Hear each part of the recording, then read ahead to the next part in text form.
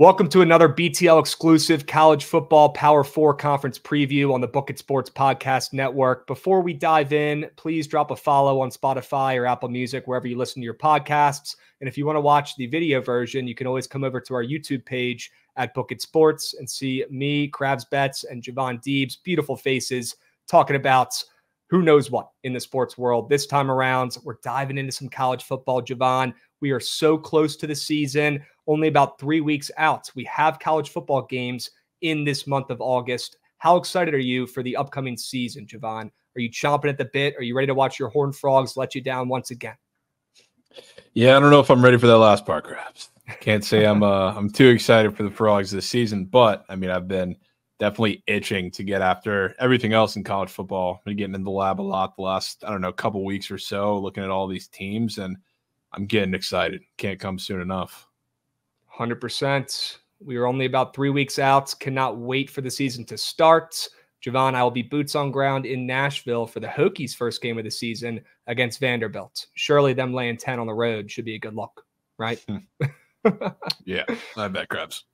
That should go well with me, boots on ground, for that first game of the season with all the expectations, right? If they lose that game, I mean, there will be no more donations. There will be no more gas, no more hype. I might have to change where I'm from, my alma mater, okay, if they lose that game to Vanderbilt. But, Javon, that could be a perfect segue into the ACC.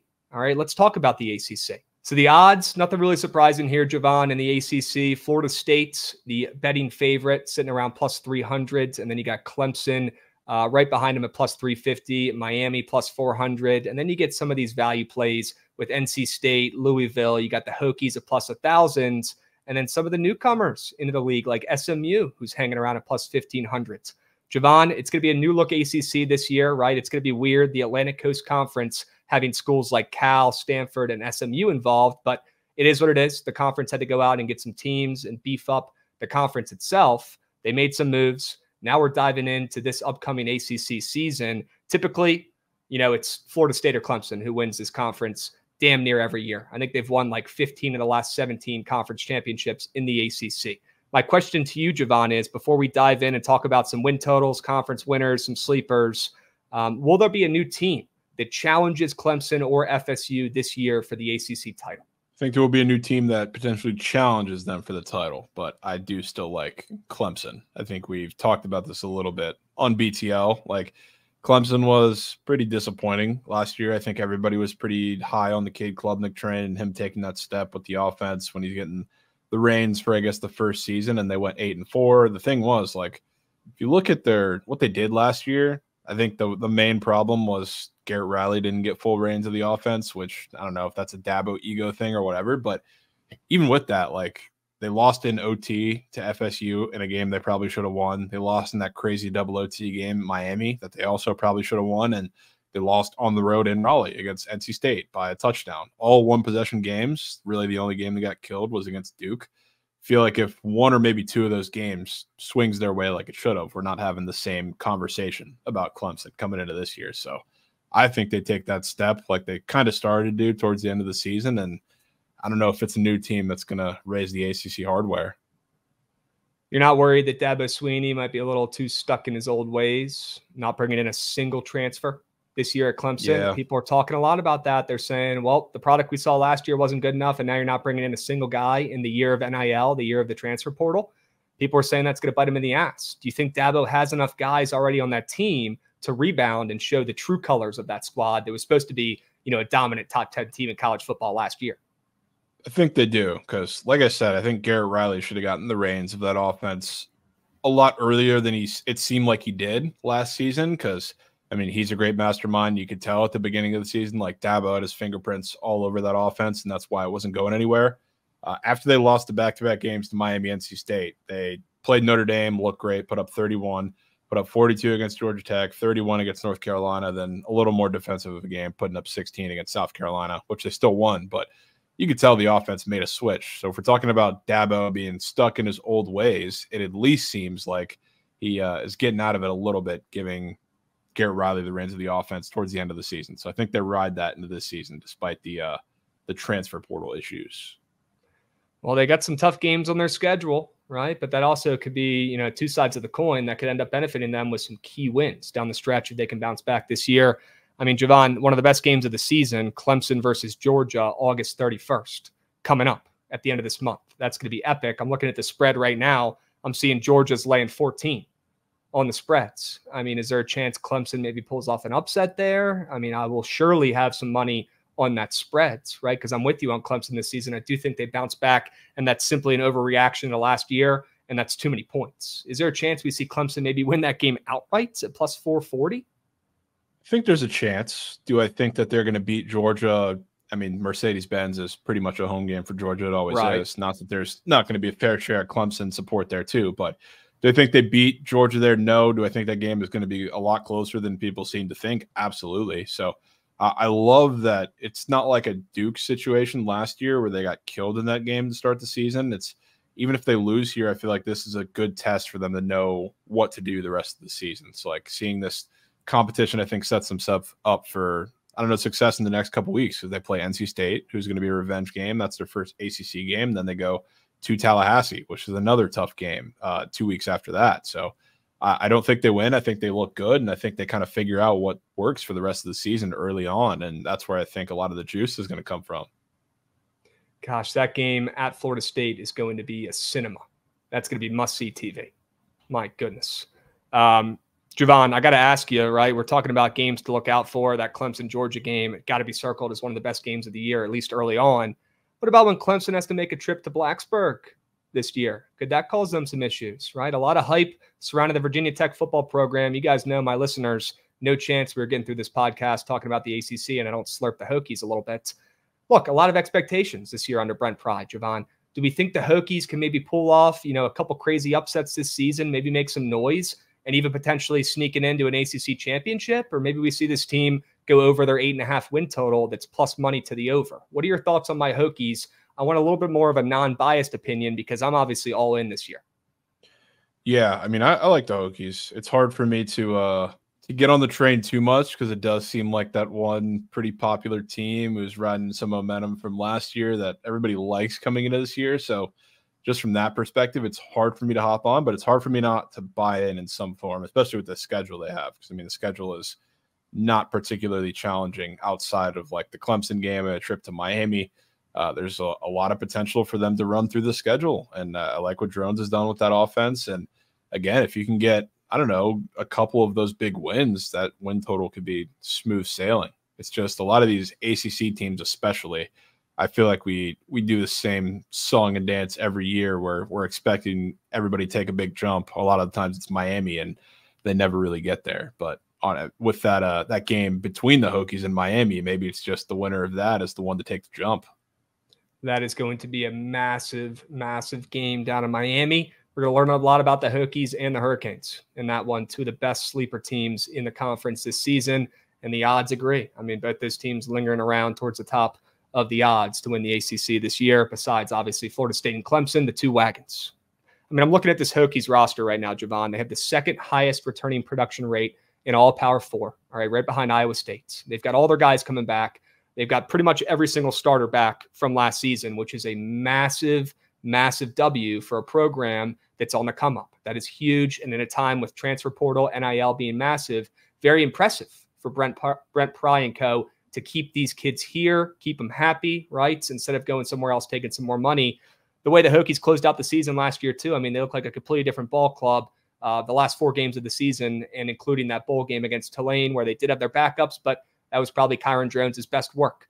The hype, there's good reason there, Javon. This team did play their best football at the end of the season last year. They return everybody. They have a stud receiver in Allie Jennings, who really didn't get to play much last year. They've got Jalen Lane, a stud receiver. They've got a really good offensive line, the best offensive line that Brent Pry will have in his time here at Virginia Tech. Kyron Drones, obviously the stud QB that's getting gassed up, potential Heisman futures, all that stuff. He deserves it. He looked great towards the end of the year. And then their defense, do I even need to talk about it? They get Peebles from Duke, one of the best defensive linemen in college football. He will be a pro.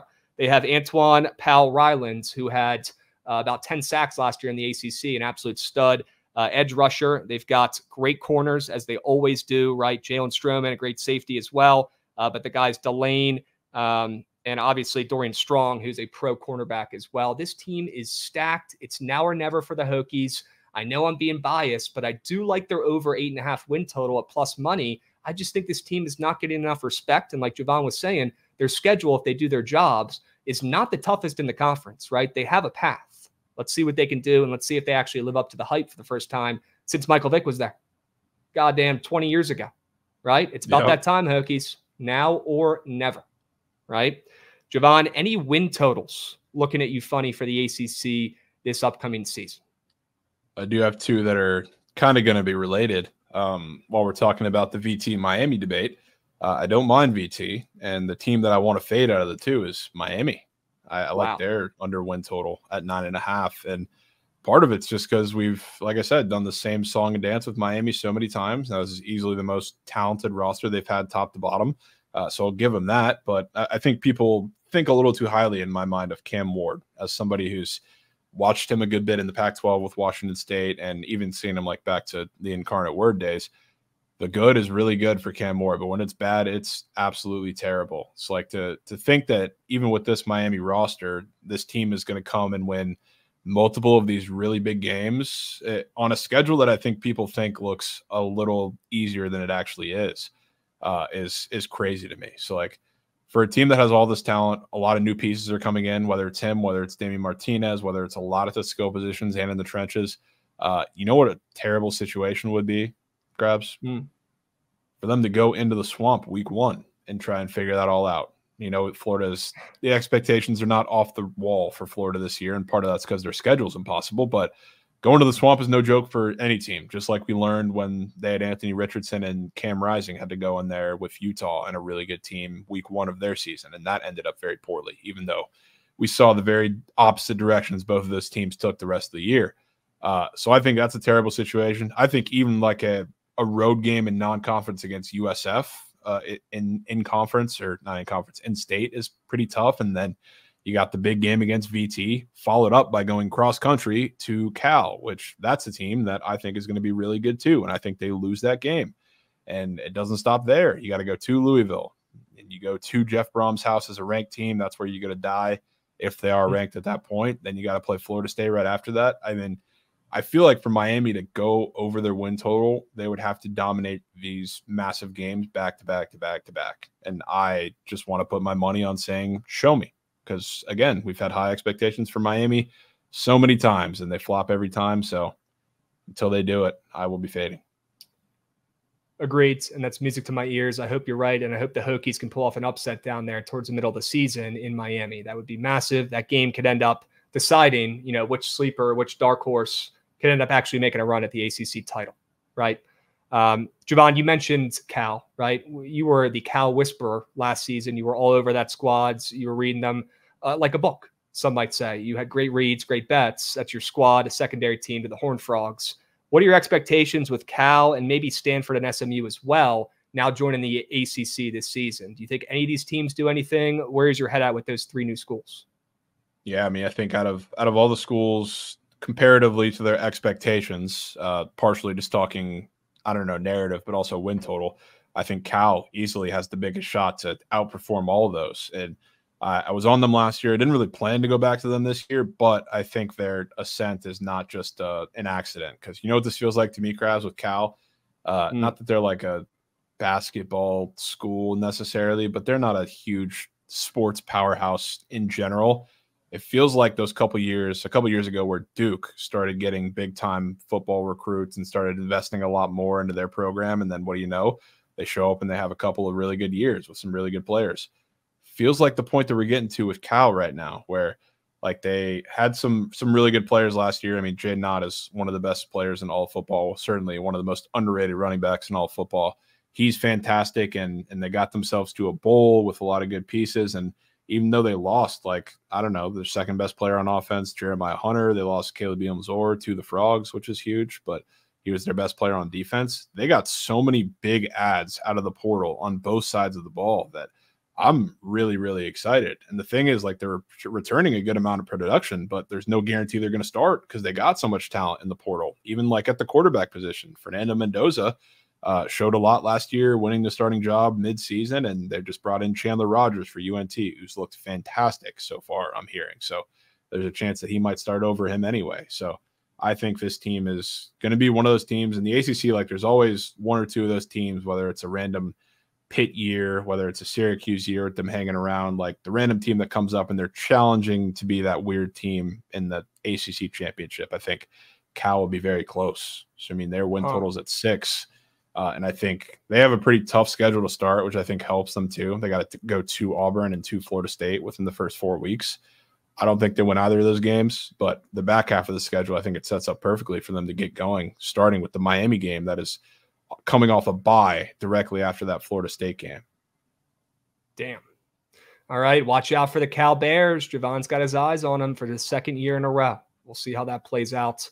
Me personally, I see SMU having the shortest odds by far to compete in the ACC and win the conference. I think that's probably going to be the best team of the new 3 guys joining the ACC, but that's not a hot take. They obviously have the best team going into, 2024.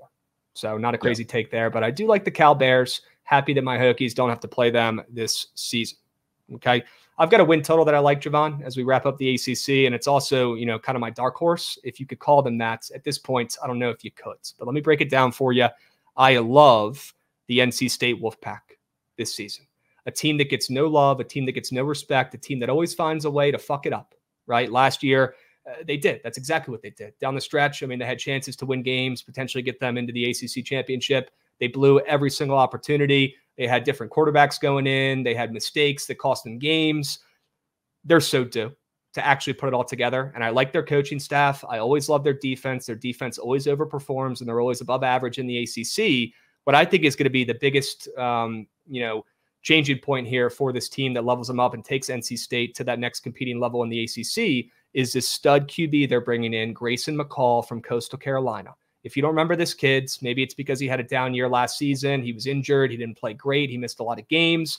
Look back to the years before that. Look back to the 3 years before that at Coastal when he was one of the best quarterbacks in college football. Look back to when people were starting to talk about this kid going to the NFL. And then when he wanted to transfer and his GPA was so low because he's not a big study guy or library guy, he could not go to any other really big schools or great schools. This kid eventually committed to UCF. Now he ended up at NC State. Which I think is a great fit for him, a veteran QB who's got plenty of experience to take this NC State team to the next level. And odds makers seem to agree, right? This team is plus 650, the 4th shortest odds to win the ACC, and for good reason, in my opinion, looking at that roster and looking at how much this team is due after blowing it year in, year out. I think it could be the Wolfpack's year, Javon. And I'm looking at their win total at 8.5, and that over just keeps on getting juicier every single time I look at it. And I look at their schedule, Javon, and I don't even know if I see 3 losses, let alone 4, right, to cash that under. Look, a cupcake game against Western Carolina in the beginning, that's a W. They play Tennessee at home. That could be a loss. You can make an argument. I'll give them 1 loss in between the Tennessee game and the Clemson game because I do think there's a small chance they could pull off that upset. I think there's a small chance they get upset by Tennessee at home. So I'll give them 1 loss in between those 2 games. These other cupcakes against Western Carolina, LA Tech, Northern Illinois, Wake Forest is going to be bad this year. Those are all wins. Then you start pulling some games together towards the middle and end of the season, like matchups against Syracuse, which will be a solid team, much improved this year. They have a lot of transfers. They're thriving from the NIL being a big thing, and they can pay guys to come in and try to change that program.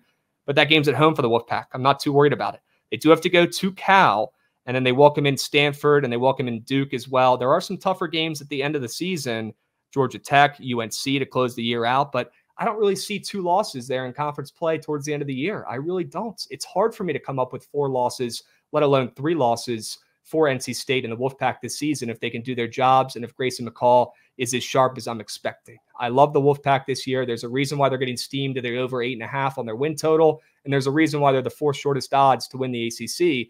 It's because the books think they have a chance, and that's the type of team I want to be backing when nobody believes in them to actually close one out. Yeah, I'm with you. I like NC State. I think to your point, I think they lose one of those games between Tennessee and Clemson. I definitely think it's the Clemson game. I don't know if they're going to be able to get them 2 years in a row, especially with it being in Clemson, but lose one of those games, maybe one of the 2 between Syracuse and Cal, then maybe one of the 2 weird road games at the end of the year, rivalry game against North Carolina, and then maybe a weird trip to Bobby Dodd against Georgia Tech because those games always get weird. So I think a 9-3 season is very, very possible. So I'm with you there. Javon, to wrap up the ACC, who is your conference winner? It would be the Clemson Tigers. Plus 350. Plus 350. Sure. Okay. Second shortest odds. People will call you crazy for backing Clemson and backing Dabo in this economy after what we saw last year. And that might be the exact angle you want to have in your back pockets. Okay. I'm with you. I'd love to give my pick as the Virginia Tech Hokies at plus 1,000 and give you a homer play. But I do think Clemson is the right pick. Gun to my head in GTA. I'm picking Clemson to win this conference. I'm with you. But for a little bit more value and a team that I think will be lingering around towards the end of the year, I'm going to go with the Wolfpack at plus 650. That's my pick to win the ACC this year. I think the Wolfpack finally get it done with their new experienced QB coming in, who's going to prove to the rest of the nation that he is a top elite QB in college football after a down year. Love me some Grayson McCall and love the Wolfpack this season at plus 650. All right. Sure. WACC segment. Let's keep moving. Let's keep grooving. Let's talk about the Big Ten. Javon, we got a couple new teams in the Big Ten this year. Oregon and Washington will be joining this conference. Let's take a peep at the odds for the Big Ten this season. Ohio State, the clear-cut favorite, sitting around plus 150. Then you got Oregon right behind them at plus 200, a very popular team, a very trendy team. And then schools like Penn State, Michigan, the defending national champions, plus 700s. Big drop-off. And schools like USC, Iowa, Nebraska, and co. Washington getting no respect at plus 8,000. And after they lost their coach and all their best players to the NFL, not really surprised there. Javon, I want to open this up with asking you the question on everybody's top of minds. Is Ohio State legit this season? And are they the team to beat not only in the Big Ten, but also just in college football in general? I think it's damn close. I definitely think they're the team to beat in the Big Ten. And for a couple different reasons. Everybody knows that team is, I would say, much more talented top to bottom than they were last year, and especially on the offensive side. Like the backfield of Travion Henderson and Judkins is up there with anybody in college football. The upgrade from Kyle McCord to Will Howard is massive. And then you also add Chip Kelly in the mix, who's going to be calling plays now. And say what you want about Chip Kelly as a head coach in college or the NFL, about running a program, whatever you want to call it. That man knows how to call some damn plays. So for an offense with as many weapons as they're going to have this year compared to last year, and a quarterback that's really versatile, can run, and Will Howard can, scramble out of the pocket and make a lot of these different throws. And obviously you have the backfield involved too. I mean, that's everything you could ask for. So I know everybody's excited about Oregon's offense this year with Dylan Gabriel being in the Big Ten, but I don't know. This year it just feels like Ohio State is just going to be that much better. Maybe get some get back for next year or for last year. Yeah, I wouldn't be surprised, right? Maybe this is Ohio State's year. This team is getting some serious respect from the odds makers, as they probably should be. And if you look at their schedule, Javon, they do have a couple tough games on their schedule. They got to go at Oregon on October 12th. That is going to be, debatably the game of the year. That's going to be must-see TV. Everybody listening to this podcast will be watching that game. I guarantee it. That's the lock of the century. They got to go at Penn State, and Penn State could not be more due for a big win. It's been so long since we've seen this Penn State team really show up, and they're getting some respect this year in the conference play with the Big Ten odds, third shortest to win the conference. They've got a young QB who's not really stepped up yet, but a lot of hype, and they always have a great defense and a good coach. That's going to be a tough game as well. They also have to welcome in Michigan. That'll be a home game this season, but they've got a lot of tough games on the schedule, Javon. Do we think they're worth a look at plus 150 to sprinkle on winning the Big Ten? Or is our, wallets, are they better off, looking at more of a value play in this conference for 2024?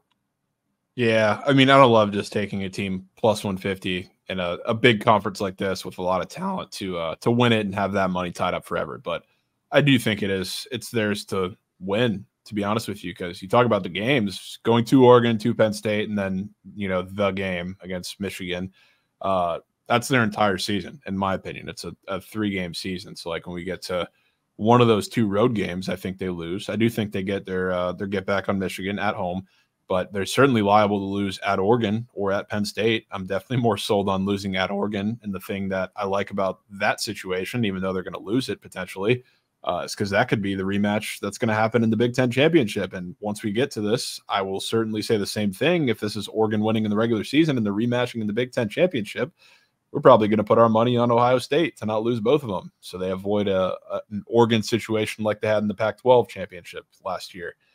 So that's the big part of it. But yeah, like I said, this team is ridiculously talented, and I love the Chip Kelly addition. So regardless of what happens in any of these big games, I can trust Oregon. I don't know if I can trust Drew Aller or that, I don't know, weird Michigan roster this year. Right. Yeah, I'm looking at those 3 games to watch out for that involve Ohio State. I do think they beat Michigan at home this season. I'm a little bit down on Michigan. We're going to talk about that in a moment. And then I think they probably split those 2 games, at Oregon and at Penn State. I don't know which one they're going to win or lose. It's a coin flip, but I do think they lose one of those 2. Now, Javon, those are their 3 toughest games of the season. Their win total is at 10.5. And there's a reason why the over is juiced to -150. It's because, not only are people probably betting on that and the over, but also, I don't really think the odds makers are expecting 2 losses from this Ohio State Buckeyes team. Maybe 1 loss, maybe 1 blip on the radar, but it's their year, right? It's completely laid out in front of them. If they can pull off 2 wins in those 3 tough matchups, this win total is a free over. And I think they do, personally. I like the over 10.5 and -150 for Ohio State this season. And I do think they win the Big Ten. All right. There's a lot of hype about this Oregon squad, and for good reason, Javon. Number 1, Phil Knight, bless his heart, the Nike founder who is getting pretty old, and he wants to see his college win a national championship. And he's told Oregon, my wallet is wide open, right? My pockets are your pockets. Whatever you need, I got you. Literally a blank check, unlimited money for NIL, unlimited money to bring players in, whatever the hell they have to do. Phil Knight wants to see his Oregon Ducks win a natty. Could it be enough? I think it's definitely enough to get them in the conversation, and they're going to be really good this year. That's why they're probably one of the most trendy, popular picks and futures of this upcoming college football season. Now, their quarterback is getting some serious late respect here, Javon. I will say, on the Heisman odds, right now, Oregon's starting quarterback, he is now the favorite after we saw Shedeur Sanders open up the favorite to win the Heisman. We are now seeing a complete shift, and Dylan Gabriel, the new starting quarterback for Oregon this year, who's coming in from Oklahoma after a great offensive season, at +750, the favorite in front of Carson Beck, in front of Quinn Ewers, in front of Jackson Darts, Jalen Milroe, Will Howards. I'm not even seeing Shedeur Sanders in sight at this point, which is pretty wild. But my point is, Dylan Gabriel, the Heisman favorite, and for good reason. Oregon also has a chance where if they take care of business, they should be right up there with Ohio State heading into the conference championship and potentially go into the college football playoffs. Oregon +200, not worth a look, in my opinion. If you're going to lay one of the favorites here, I would go with the Buckeyes at +150. And Javon, I would not be shocked if we see Ohio State go into Oregon and hand them a loss with all this hype surrounding the Ducks this season. Yeah, I wouldn't be shocked. Here's the thing, too, because Oregon, I don't see a world where they don't go into that game 5-0 because they're at home against Idaho. They play Boise State, who is good, but it's not going to beat them in Eugene. Civil War against Oregon State is going to be a tough game, but they're in a rebuild, so I think they're going to run by them too. UCLA is going to suck this year. Michigan State is going to be better, but I don't think this early, and that's in Eugene, so that's an easy 5-0 in my eyes going into that game. If they do beat Ohio State, and let's say they're 6-0, which I think is very possible, you know what their welcome to the Big Ten moment could be, Krabs? Even though I think this team is not going to be very good this season either. They have to go on a short week, Friday night game, to West Lafayette and Purdue. So I think that's a very palpable upset. Again, like I'm really low on Purdue this season, and I have their under win total. I like their under win total, and that's including this possible win against Oregon. So I think there is no chance that they come out of that Ohio State Purdue week 2-0. I think that's another split for sure. And then that they got to follow 2 weeks later with a trip to the Big House, which is tough. And even a trip to Wisconsin is also tough. I think that team's going to be better this year with Tyler Van Dyke at quarterback. So I feel like another one of those situations, kind of like Miami, where Oregon's the popular team in the conference and everybody's pretty hyped about a relatively easy schedule that I think has more potholes than people realize. Huh. I'm with you. And look, enough talk about all these favorites, all these good teams, Javon. This would not be a behind the lines exclusive if we weren't talking about some of the Moose squads, some of the lower teams, right? Can I give you my thoughts on the Maryland Terps? Sure. Let me give you my thoughts on the Maryland Terrapins here, Javon. A team who last year I said, hey, take their win total over. It smacked. This team has plenty of talents. They just have not really been able to put it all together for an entire season. Mike Locksley, their coach, coming over from Alabama a couple years ago. I like what he's building in College Park. All right. It's not going to take a year for him to completely rebuild this football program that was down in the dumps for decades. An absolute joke, a clown show of a football program for the last, 25 years is a pretty safe estimate there. They're a joke. Javon, it doesn't make any sense. The amount of recruits that come out of the DMV, Maryland specifically, the fact that you can't field a bowl game competitive team that wins 6+ games a year is an absolute joke, and everybody in charge should probably lose their jobs. But I will say, Maryland, they lose Tua's brother at QB this season. Nobody's talking about him. Nobody likes this squad. They return a lot of other players, though, and that defense quietly has gotten a lot better over the last couple seasons. To be fair, they couldn't get worse when Locksley took over. But they're starting to play better. They return a lot of veteran players this season on the defensive side of the ball, and I believe in what Mike Locksley is building. He's always been able to get the skill player recruits. They always have good receivers. They typically have good players on the offensive side of the ball. Now they welcome in MJ Morris, the transfer from NC State, who I think is a little bit underrated, undervalued. And I think that there's a chance that when he takes over for Tua's little brother, that there's really not much of a beat skipped at all. If anything, he might be able to take this offense to the next level. I like Maryland and their win total, Javon, at 6.5. You can get the over plus 100s. I think they take that next step up this season, and they don't just make a bowl game. I think they win 7+ games in a very tough Big Ten this season. But Maryland, on the come up, nobody's talking about it. They have the recruits, they have the guys, they have the foundation now with Locksley. This is the year to prove it. If they don't do something this season, Locksley is going to be on the hot seat once again. They have to keep trending in the right direction. And looking at their schedule this year, I think it's possible. I think they could win 7+. Very possible. I think I'm in on that. And really quick, can I convince you on a team that I don't think is going to get it done? Please. I'm all ears. My favorite fade of the Big Ten, which I think there's definitely some value in taking some under win totals in this conference for a couple of the teams. My favorite by far is UCLA, which I think that team, that program is going to bottom out this year. Just first of all, looking at their schedule, I think I've seen something that they have the toughest travel schedule in the history of college football. Which it starts with, just want to talk about their road trips. They go to Hawaii to start the season, which I think they lose that game, to be honest with you. But even without that, they go to Hawaii, they go to LSU, they go to Penn State, which in the run, they go LSU, then at home to Oregon, then Penn State. So that's a certain 0-3 in my eyes. They go to Rutgers, to Nebraska, then to Washington, which is a tough trip, even though that team is in a little bit of a rebuild. That's a ridiculous road schedule for a team that I already think is not very good. They have some pieces coming back on offense, like Ethan Garbers is going to be at quarterback. He's been there for a little bit. They bring back TJ Harden and Logan Loya, but other than that, there's not many pieces coming back on either side of the ball, really. So Deshaun Foster, if you've seen his Big Ten Media Day comments, not very excited about what this team is going to bring to the table this year. His comments were pretty interesting, and I think it's because they're going to be really, really bad. Because, I'm genuinely looking at their schedule. Outside of, I think they lose to Hawaii, but let's just say we give them a win there. They play Hawaii, they play Fresno State, they play Indiana non-con too, who's like a tougher team than I think people realize this season. Let's just say they get those 3 wins. Out of LSU, Oregon, Penn State, I don't see one. Minnesota, Rutgers, Nebraska, maybe give them 1. They do play Minnesota at home. Iowa, Washington, USC, I don't know if I see one in those games. Their win total is at 5 flat, minus 125 to the under. I think I can make a serious argument for this team winning 2 to 3 games this year. Oh, they're going to be bad. I think they're going to be really, really bad. Okay. You're going to be taking their under win total? Absolutely. Sign me up.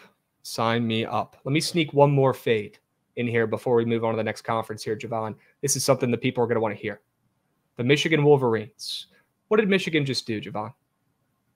Just won the Natty Grabs. You're goddamn right they did. They finally did it after the year before when they got knocked out, right? They, folded. Everybody made fun of them for an entire year. And J.J. McCarthy this season, comes back and wins it all. Unbelievable story. Good for Michigan to finally get it done. Javon, after winning a Natty, though, this team is getting zero respect on their futures, zero respect on their win total. And I'm looking at their win total right now at 9 on the books, W push potential, with the under actually catching some steam and juiced up to minus 135 now on that under 9. I'm looking at Michigan's schedule this season, Javon, and I'm seeing one loss per quarter of their schedule. All right, I'm seeing 1 loss per 4 games, and that puts us at an under 9 win total for them at 8-4, I believe. And that's what I'm expecting out of the Michigan Wolverines. I think they take a step back this year after winning the Natty and losing some of their key players and, of course, their coach. to the NFL, right? Yep. That is a big loss. I know they've got the pieces in place, right, to take over, and I'm sure Michigan will be okay, and the boosters are going to make sure everything's okay and seems fine. It's not. You just lost a GOAT coach. You've lost your starting QB. You've lost your star running back. You've lost so many pieces of a team that everything worked and fit perfectly together for a season. That's why you went on a legacy run. It's going to be a much different look. I'm expecting, let me compare this to the major leagues. The Texas Rangers this season in MLB. Absolutely stinking. They might not even make the playoffs. They're probably not going to make the playoffs after winning the World Series. I'm expecting something very, very similar out of this Michigan team this season, Javon. They got to play Texas early on. That could easily be a loss. All right, I see a loss there. Even if they're at home, I could see that being an upset, even with the Texas running back getting hurt. I see a loss between the games of USC, Minnesota, and Washington. I think they lose one of those 3 games. I see a loss in the games they play at Illinois against Michigan State and Oregon when they welcome them in. That's 3 losses right there. And then I see a loss between the last couple of games they play at Indiana. They welcome in Northwestern, and this is probably going to be one of the losses at Ohio State. I see a loss there as well. That's 4 losses, and in my opinion, that's being fairly generous looking at their schedule. I think it's going to be a down year for Michigan. I'm not saying they're not making a bowl game like potentially Washington could after losing all their guys, but I will tell you this. I'm going to be betting the under-win total on Michigan this season. There's definitely some push potential at 9, but I definitely see a route where they can lose 4+ games in 2024. Let me ask you, do you think there's a route for them to still go under this if they win one of those 3 big games between Texas, Oregon, and Ohio State? I do, because they've got some sketchy games on the agenda. They welcome in a Minnesota team that's gritty. They got to go at Washington, which that's a step back. I know Washington's not great, but on the road, who knows? That Michigan State game is going to be sketchy, always weird, always close, rivalry game as well. There are some games in there. They got to go to Indiana. Who knows what's going to happen there? I don't think they have a single easy cupcake game on their schedule besides their matchup against Arkansas State in week 3, really. I guess you could make the argument Fresno State, that should be an easy win week 1. But besides that one, the Arkansas State matchup, I could see them losing a couple of these weird games against their conference teams, either on the roads or even welcoming in some squads at home, like against the better squads like Oregon. I see 4 losses at least. Fair enough. All right. Javon, who is your Big Ten conference winner? I'm going to go Ohio State. Okay. Especially because part of that's because, like I talked about, I think Oregon beats them in the regular season, and I think they're definitely on track to rematch come December. Agreed. Give me the Buckeyes. Give me Ohio State. I know it's no fun. We both just took the favorites, but I have a feeling we might have some better odds on some picks for these upcoming conferences. All right, so let's keep moving. Let's keep grooving. We appreciate everybody listening. If you like this content, if you like this podcast, and you like betting on sports, just so you know, we're live every single weekday at 12:30 p.m. Eastern on the Bookit Sports Twitch and YouTube, talking about winners and bets for you to build a bankroll up on a daily basis. So make sure you join us during the week at 12:30 p.m. Eastern on the Bookit Sports YouTube and Twitch. Okay, let's move to the next conference. Let's talk about the Big 12. Looking at the Big 12 here, Javon, we do have a couple newcomers in this conference for 2024. Arizona, Arizona State, Colorado, I bet, and Utah all join this conference, Javon, in 2024. What are your thoughts on any of those newcomers and their successes for this upcoming season in their new conference? I think some of the newcomers definitely have a pretty big path to success. So I think this is easily out of the power conferences, I would say the most wide open for anybody to come in and win it. And it definitely helps when you're a newcomer like a Utah or an Arizona, where you're building off of a lot of success that you had last season. And if you're talking Utah, just the last couple of years as a program. And then, of course, including UCF, who I think is maybe making the biggest jump out of any of the teams, newcomer or not, this season. So, yeah, this is a crazy conference. I think that we can make an argument for almost every single team that's on this graphic right now with the top 10 in the odds. Maybe not TCU, but it's a crazy conference. So I think this is your conference to talk about taking some value shots at some better teams. Sure. That is music to my ears, Javon. Let's talk about it. Let's talk about this conference that could be a little bit more wide open compared to some others. We've got the Utah Utes as the betting favorites at plus 320. You got Kansas State right behind them at plus 380. Then you got a little bit of space in Oklahoma State. UCF, Kansas is getting some respect. Iowa State, who returns the most returning production in the Power Four conferences. A lot of things to be excited about there with a young quarterback as well. Arizona not getting any respect, which kind of scares me. And we're going to talk about that here in a moment, Javon. Why is Arizona, a team that overperformed last season, a team that clearly has a young stud in Noah Fafita, and they still have McMillan? I know they lose Cowing to the NFL stud receiver, but they still have McMillan, who's an absolute machine. How is this Arizona team, after a great season, getting disrespected this much, not only on their odds to win the Big 12 conference at plus 1100s? I was expecting them much shorter in the triple digits, right? Not even close to plus 1,000. And then you look at their win total, Javon, it's only at 7.5. What am I missing here? I'll tell you what, Arizona's talented, but the schedule makers for the Big 12 did them absolutely no favors, because their first Big 12 game, they're opening up at Kansas State, which is, you could argue the best team not named Utah maybe coming into this conference. And what do you know? They do get a bye week, but their next game after that is going to Utah, which is one of the toughest places to play in college football. So like a lot of these big games, especially against like the bigger teams in the Big 12, they're going on the road. And this includes like they're also going to UCF in the bounce house. They're also going to TCU, which is a tough trip for a lot of teams, even though we don't know what TCU is going to be. They're going to BYU, which BYU is not going to be very good this season. But again, making the trip there is pretty tough. So the road schedule, I think, is what is eventually going to do them in this year. Let's talk about the favorites, who are some newcomers as well. The Utah Utes, the favorites to win the Big 12 for this upcoming season, Javon. Their win total is at 9.5. The over is juiced at minus 145 right now on the Green Book. What are your thoughts on Cam Rising and the Utah Utes this season? Seems like a very popular, trendy pick to win this conference. Not surprised. They're talented. They're loaded. Their defense is great. Their coach is great. And they get their star QB back.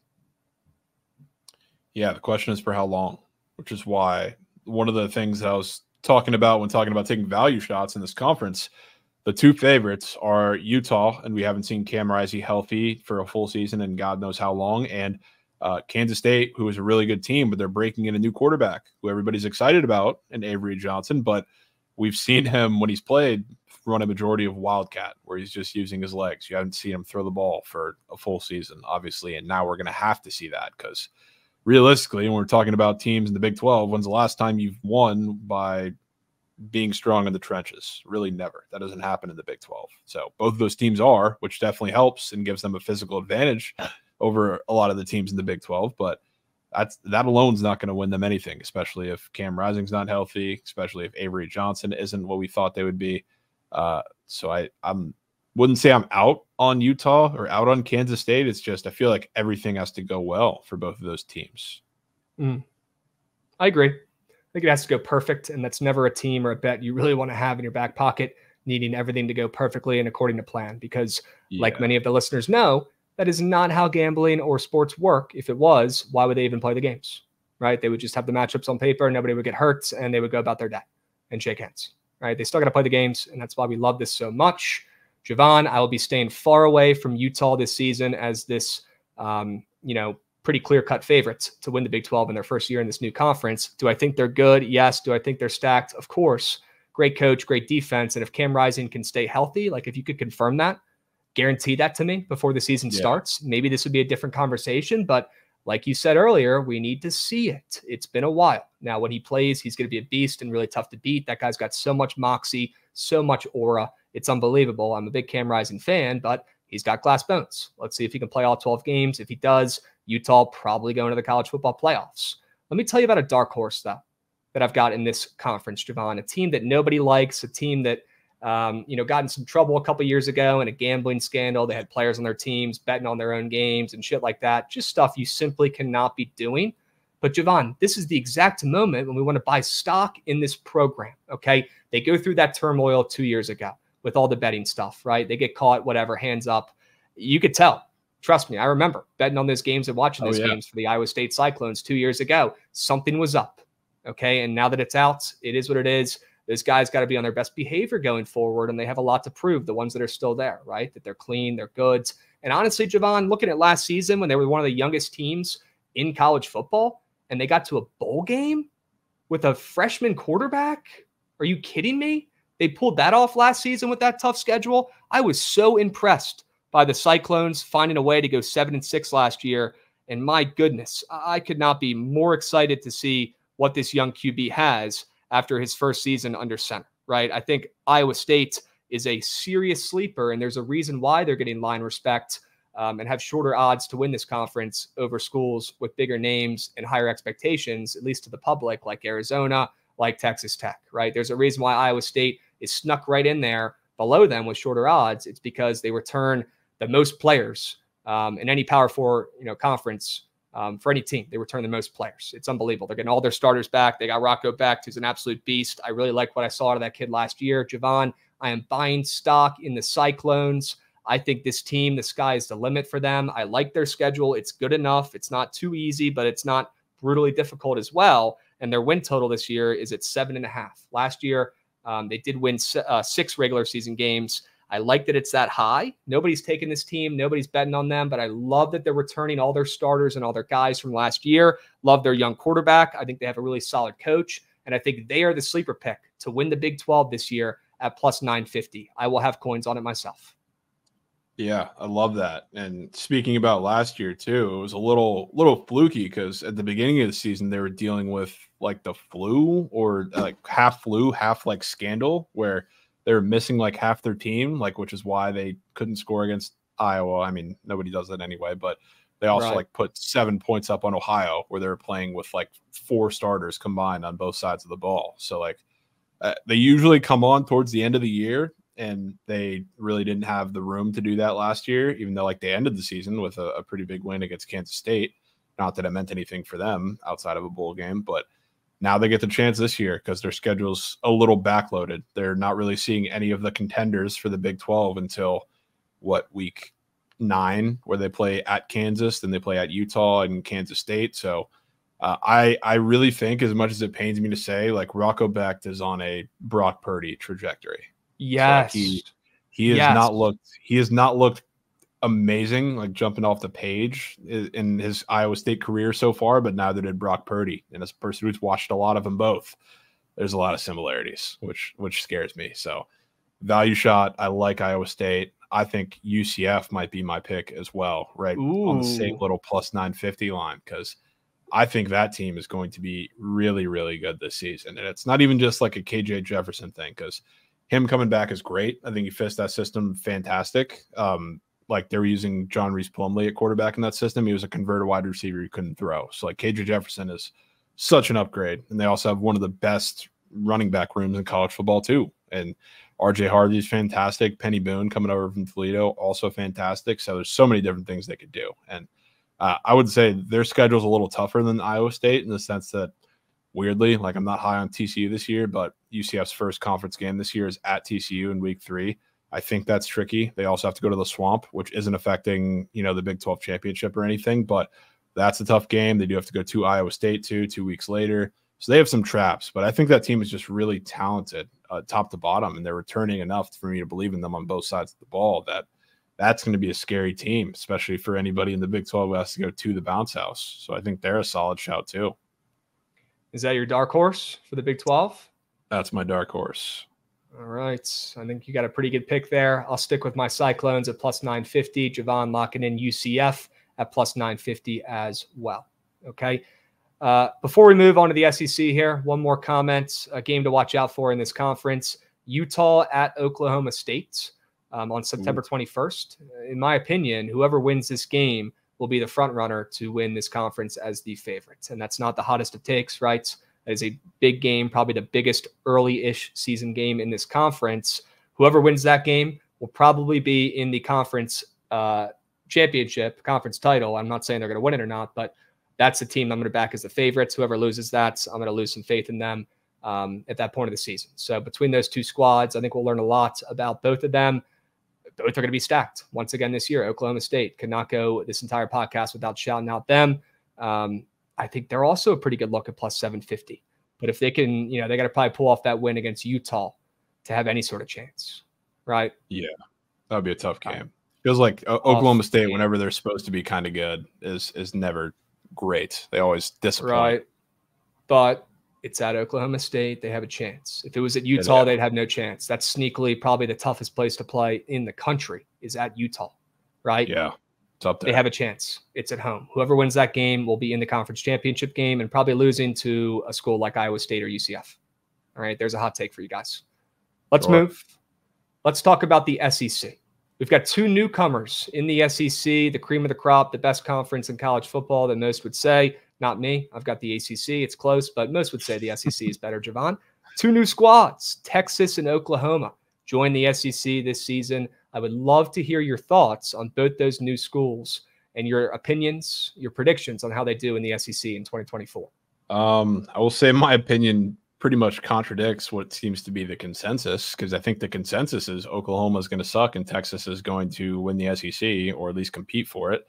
I think it's the opposite. I think Oklahoma year one, I think translates a little better. Not to say they're better than Texas, but Texas, everything went their way last year early, and they got a big win against Alabama, which was, I mean, I would say best win in the regular season that any team really had last year, which was a big statement win.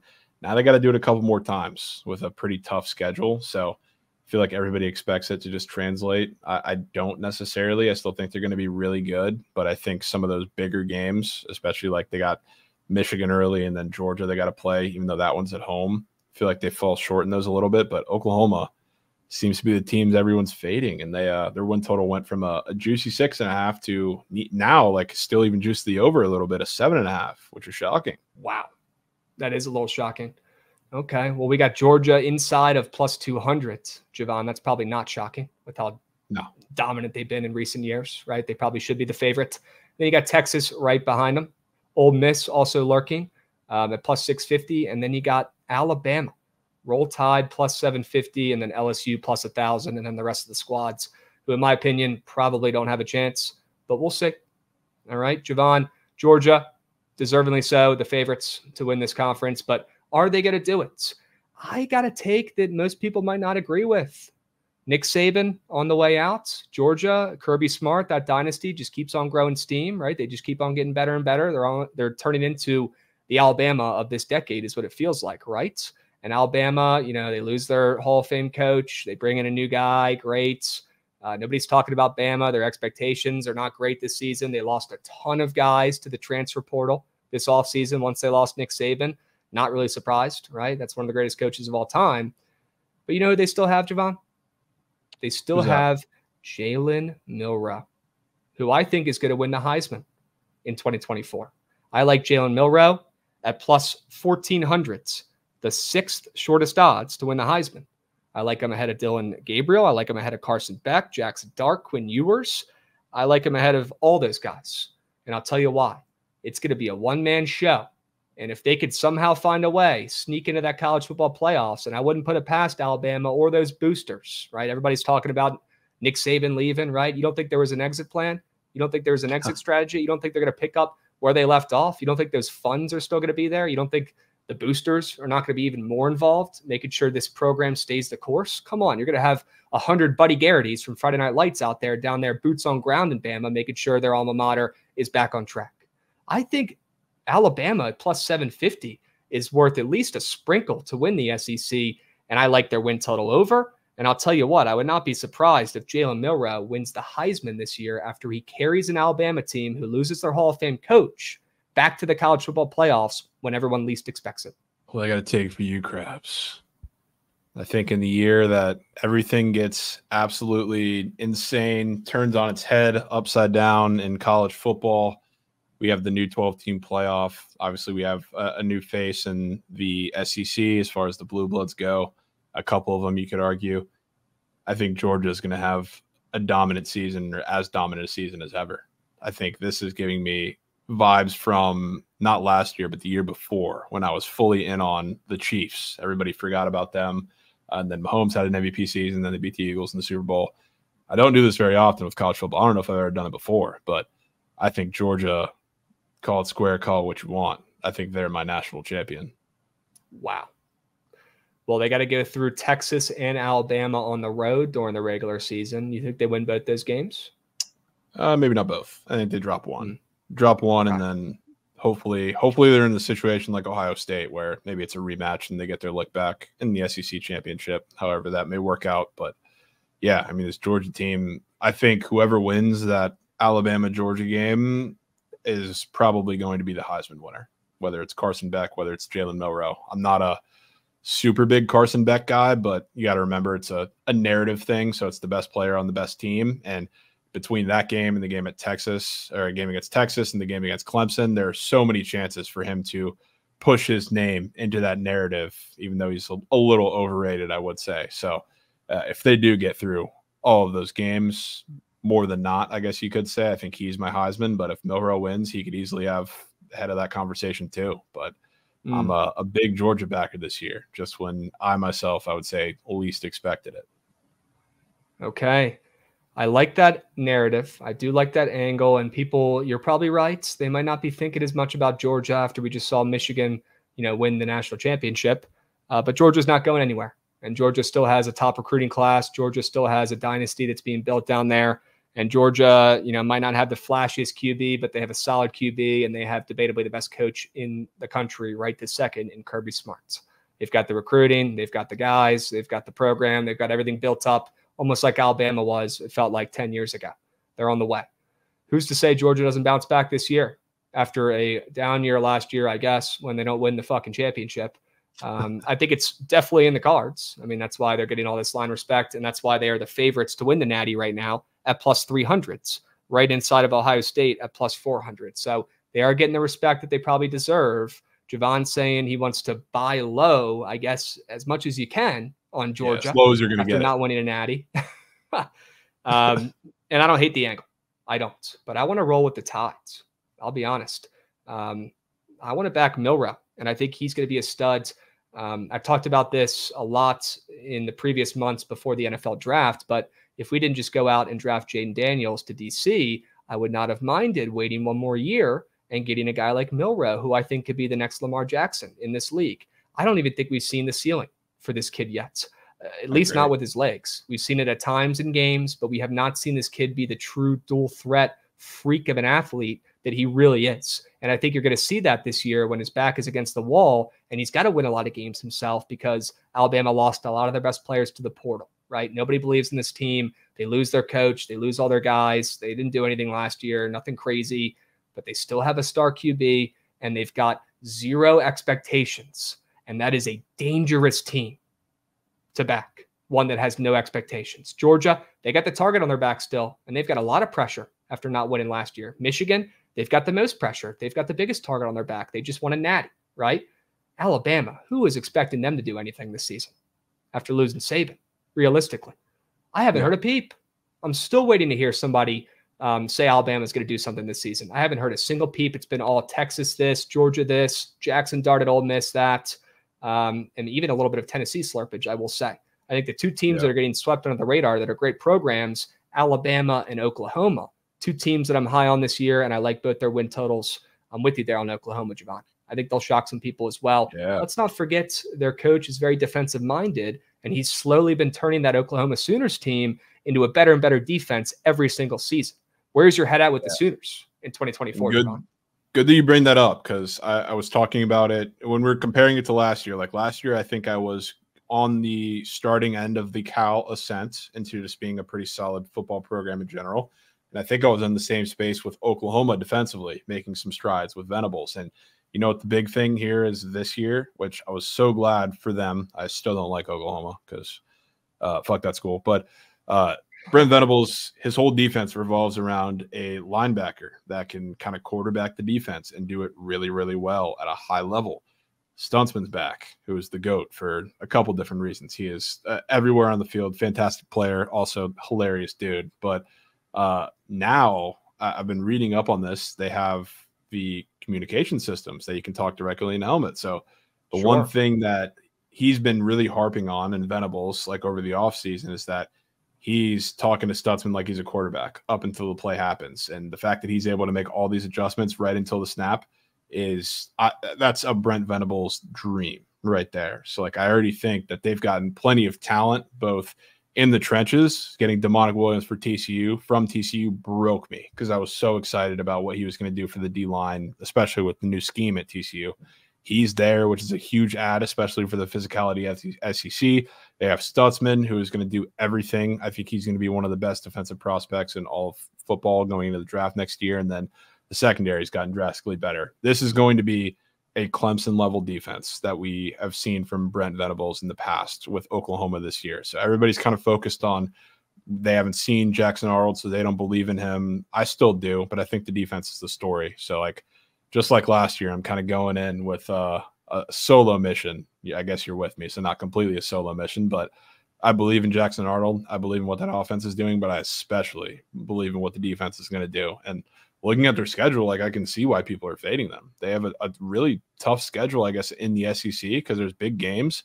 Everybody loves Tennessee this year. They get to get them at home at the very least, then go to Auburn.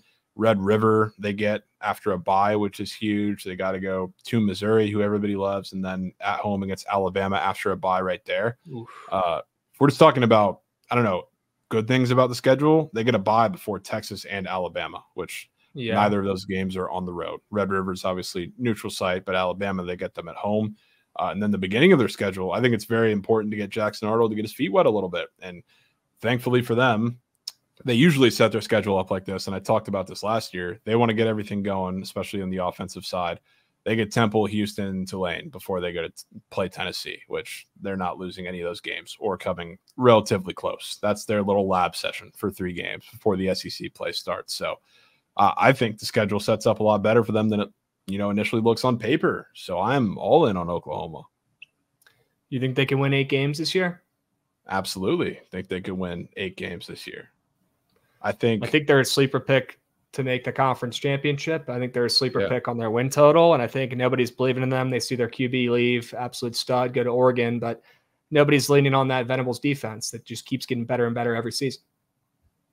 Yeah. And I mean, looking at, I don't know, I'm trying to think in the heads of the people that are fading them. I guess they see Tennessee, Texas, at Ole Miss, Mizzou, Alabama. They also go to LSU. So, I mean, those are 6 really losable games, you could say. Yeah. So, I mean, staring at their win total go from 6.5 to 7.5 feels very indicative that, somebody agrees with me in the sense that they're going to be a lot better than whatever the public perception of them is. So I'm right along with them. And just like we talked about with baseball, with Juan Soto leaving the Padres, now we're seeing the Padres step up and play with a chip on their shoulder and show up this season. Just like the Mets, when they go all in, they're starting to play better this season, potentially a playoff team. This Oklahoma team loses their star QB. Nobody believes in them, but we're seeing their win total move up. I would not be shocked if we see an inspired Oklahoma team out there on the field this season, and they prove everybody wrong who's counting this Oklahoma team out and that program out. Let's not forget, this is still Oklahoma. All right. They're good every fucking year. And they have a great coach and they're moving in the right direction. If they lost their star QB, they lost their star QB to NIL. It is what it is. Still love what they're building out there. Love it. For what it's worth, too, Dylan Gabriel is a better quarterback. But as far as like what the Oklahoma offense needs, they need a downfield thrower. And he was great for them last year, but he is an accuracy guy. He is not a downfield thrower. Jackson Arnold is better at exactly what that is that he's going to have in Oklahoma. So I know we haven't seen him for too much yet, and people are a little scared of that. I'm not very scared of that because I'm really excited to watch him this year. I think he's going to be great. Quick thoughts on the Zoo. Fading. Okay. Similar Tennessee to as Miami. Well? Not as hard as Mizzou. Mizzou's just more like, they remind me a lot of, as much as I hate to say it, TCU after the national championship. They didn't go to the national championship, but they had one of the best program seasons in history. They're like similarly top rated in the luck rankings from the season before, from last year, just like TCU was. And again, like their schedule looks pretty easy on paper, but I would argue against that a little bit. I think there's more potholes than you think. If we're talking about these teams on the top right side of this graphic between Mizzou, Tennessee, and Texas A&M, I feel like I'm a little higher than years prior on Texas A&M compared to the other two. So like I think they have, even if they lose game 1 to Notre Dame, which I think is possible, that's always going to be a great game. I think they have the tools to make some noise with Weigman, assuming he stays healthy. Would love if he stayed healthy because he's really fun to watch, but not on the Mizzou train with everybody either. Okay. And if you're listening on Spotify and Apple Music and you're wondering what graphic Javon's talking about, you can watch on YouTube if you want to see our beautiful faces talking about this on the podcast with some odds for the conference winners up on the board as well. So, Javon, to bring this full circle, to wrap up the pods, SEC winner for the 2024 season, it's got to be Georgia, right? It is Georgia. Okay. I'm going to go with Alabama. I'm going to go with a little bit of a sleeper pick here. I never thought I'd say Alabama as a sleeper, but after losing Saban, I want to back Milroe to shock the world and bring this Alabama team back up to the level where they should be. I'm backing those boosters. I'm backing their QB, even with Saban on the way out. But I do think Oklahoma is worth a sprinkle and at least a look on their win total over. I'll be on that with you. Yeah, I don't know if they're winning the conference, but I definitely think they're going to win enough of those big games to get themselves 8 wins. Let me put you on the spot here and ask you a question that was not on the outline. Give me one player in the SEC, Javon, who you think is going to shock some people, show up this year, maybe a guy who people don't even know, maybe a guy who's stepping up and starting a QB this year. Who's a guy on one of these teams in the SEC who people are going to know about after this season if they don't already? I'm going to give you a crazy answer here, Krabs, which sure. Is it really going to be on, or is he really going to be on people's radar after whatever happens this season? Probably not, because they're still going to be a bad team, but Diego Pavia is at Vandy this year. I like Vandy's over 3 win total, which is hilarious. And I'll tell you exactly what it is, because their schedule lines up for them not to win an SEC game, which is why their win total is at 3, because they play your Hokies, of course, but in non-conference, they also have Alcorn State, Georgia State, and Ball State. All 3 of those teams are atrocious. No games are given for Vandy, but I think those are 3 wins. I'm betting on this team to upset somebody in the SEC, whether it's them going to Auburn, which I don't know if you remember last year, but Diego Pavia is not the only guy to come from New Mexico State to Auburn. There's a lot. There's like a pipeline now. So a lot of those guys just beat Auburn in their house last year too. Whether it's that game, whether it's a South Carolina team that I don't think is going to be too good, somewhere in there, Kentucky maybe, I think they upset a team. So I think Diego Pavia is going to lead this offense to at least not be as much of a walkover, a pushover as they've been in past years. I think this team is actually going to start kind of building something to maybe work towards a bowl like next year or the year after. But I think Pavia is going to be competent. It's the first time they've had, I don't know, someone decent quarterback play in quite some time. I think they're at least going to be fun. Yeah, and knowing my luck and how my life plays out, I'm sure I'll be down there in Nashville, boots on ground for week 1, and Diego Pavia will be lighting it up and keeping that game extremely close. And I appreciate you biting your tongue and saying they're not going to pull off the upset against my Hokies, but I think you and me both know that game is going to be a lot weirder than it should be. First game of the season as well.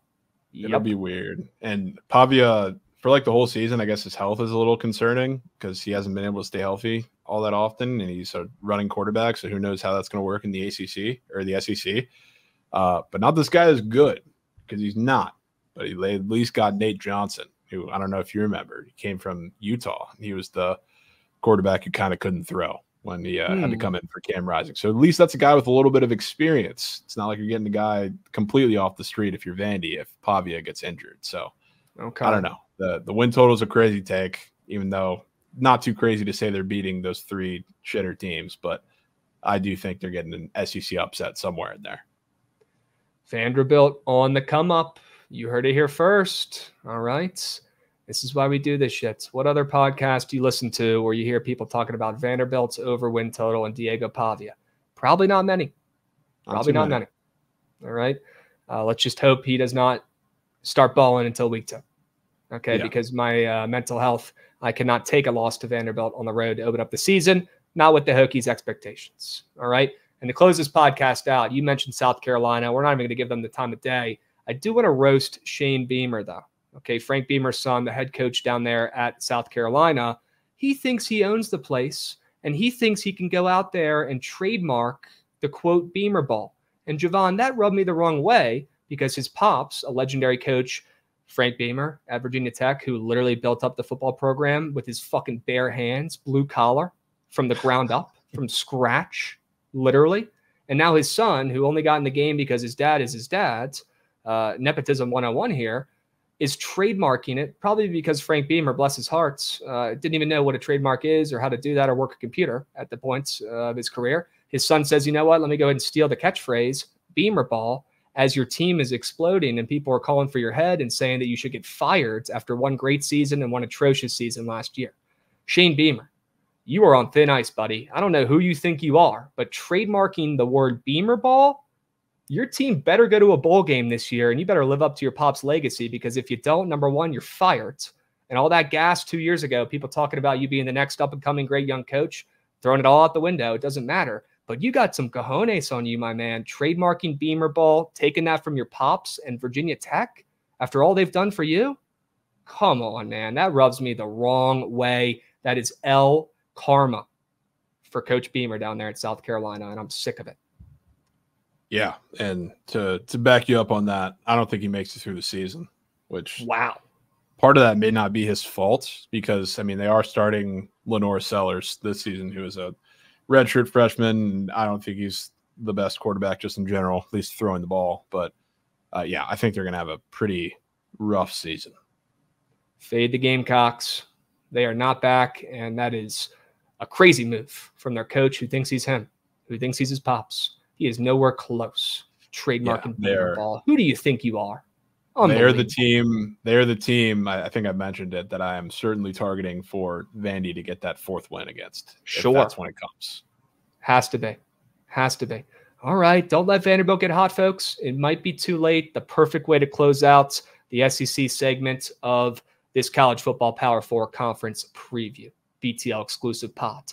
To all the listeners on Spotify and Apple Music, we appreciate you. Leave a review, drop a follow, stay a while. Let us know on Twitter or wherever what you think about the pods, and make sure you tune into our live streams every day at 12:30 p.m. Eastern on the Bookit Sports Twitch and YouTube, talking about sports bets, getting you guys winners day in and day out. Cannot wait to crush football once again this upcoming season, Javon.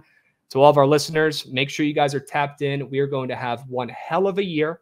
I cannot wait to do another one of these college football podcasts. Maybe we go over the smaller conferences in the coming weeks. So all of our listeners, stay on the lookout for that. It is on the way. All right. Only more football content dropping here on this channel.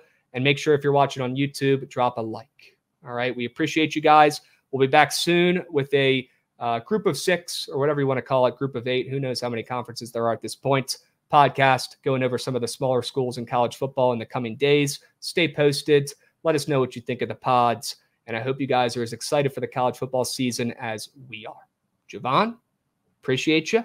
Let's hope you're right about that Diego Pavia and Vanderbilt take, but let's hope it doesn't start till week 2. All right? Yeah. We'll catch you guys on the next pod. We appreciate you listening. Drop a like. We'll be seeing you.